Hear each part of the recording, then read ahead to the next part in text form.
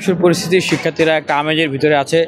প্রথম বর্ষের একজন শিক্ষার্থী ভাবতেছে যে আগামী দিনে ঢাকা বিশ্ববিদ্যালয় কীরকম হবে। ঢাকা বিশ্ববিদ্যালয়ের বিনিময়ের ক্ষমতা এখন শিক্ষার্থীদের হাতে। এটা ঢাকা বিশ্ববিদ্যালয়ের চেয়ে ভালো আর বিউটি অফ ডেমোক্রেসি হয় না। সেটা আমরা অনেক লড়াই সংগ্রাম ফাইট করে শিক্ষার্থীদের হাতে এনে দিয়েছি। আমি নিজেও অনশন অবস্থান করেছি। অধিকার সচেতন রাজনৈতিক সচেতন শিক্ষার্থীরা সঙ্গ জুগিয়েছেন। আশা করি এই ধারাবাহিকতা ঢাকা বিশ্ববিদ্যালয়ের শিক্ষার্থীরা সামনের দিনেও ধরে রাখবে। Change, vote for change. কারণ আমরা আর অতীতের সেই দিনে ফেরত যেতে চাই না। বিশেষ একটি কালো টাকার রাজনীতিতে ফেরত যেতে চাই না। আমাদের স্লোগান হচ্ছে no more dirty politics, no more violence, make the DUCSU for academic excellence. আমাদের ভিশন হচ্ছে one student, one bed, one table এবং full free scholarship for every student.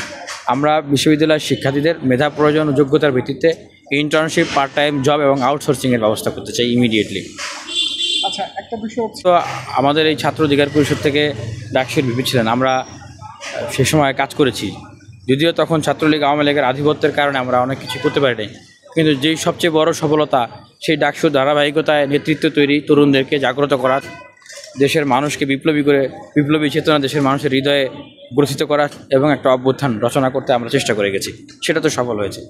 এবং সেই সময় আমরা কিন্তু বাম, ডাইন, মধ্যমপন্থী সহ সবাইকে ধারণ করে আমরা কাজ করেছি। এখনও আমরা যেটা বলছি যে আমরা বাম, ডাইন, মধ্যমপন্থী আমরা সবাইকে ধারণ করে কাজ করবো। সেই সময় ছাত্রলীগ একটা প্রপোজাল দিয়েছিল ছাত্র শিবিরকে নিষিদ্ধ করার জন্য, আমরা কিন্তু সেটা করি নাই।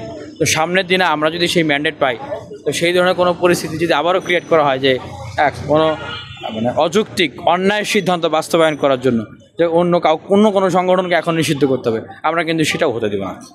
আচ্ছা, যেহেতু এটা তো আওয়ামী লীগ ছাত্রলীগ গণহত্যা করেছে, এটা যদি আপনি না দেখে থাকেন তাহলে তো বলতে হবে যে আপনি অন্ধ। বাংলাদেশের লক্ষ লক্ষ কোটি কোটি মানুষ, বিশ্বের লক্ষ লক্ষ কোটি কোটি মানুষ তারা দেখেছে আওয়ামী লীগ ছাত্রলীগ কী করেছে।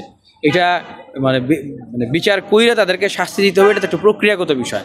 কিন্তু তার আগ পর্যন্ত আপনি কি তাকে আবার নতুন করে অস্থিতিশীল করা, ষড়যন্ত্র করা, চক্রান্ত করা, দেশকে বিশৃঙ্খলার দিকে নিয়ে যাওয়ার সুযোগ দিবেন? অবশ্যই না। আমরা দেখেছি তারা কি করেছে। এখন যেহেতু একটা প্রক্রিয়া দরকার, সেই প্রক্রিয়ার জন্য সেই প্রক্রিয়া হচ্ছে। কারণ আপনি গণহত্যা করে নাই, আমি নিজে দেখছি, আমি বলবো না গণহত্যা করছি কিনা। এটার জন্য কি আমি আদালতের জন্য অপেক্ষা করবো যে আদালত কবে বলবে আওয়ামী লীগ গণহত্যা করছে তারপরে আমি বলবো?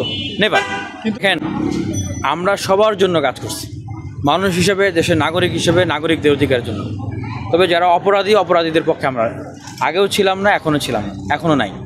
সেই সময়ে ছাত্র শিবির ত্যাগ দিয়েও বিশ্ববিদ্যালয়ে অনেক শিক্ষার্থীদেরকে মারধর করা হয়েছে, আমরা সেটার প্রতিবাদ করেছি। তো সেই জায়গা থেকে যেটা আপনি প্রশ্নটা করলেন, আমরা সবাই আজকে দেখেন ছাত্র শিবির তো অভ্যুত্থান পরবর্তী সময়ে ক্যাম্পাসে রাজনীতি করতেছে। আমরা তো সেই 18 সাল থেকে ফাইট করে আসতেছি। আমরা শুধু নিজের জন্য ফাইট করিনি, আমরা সবার অধিকার যেন অবারিত হয় আমরা সেজন্য ফাইট করেছি।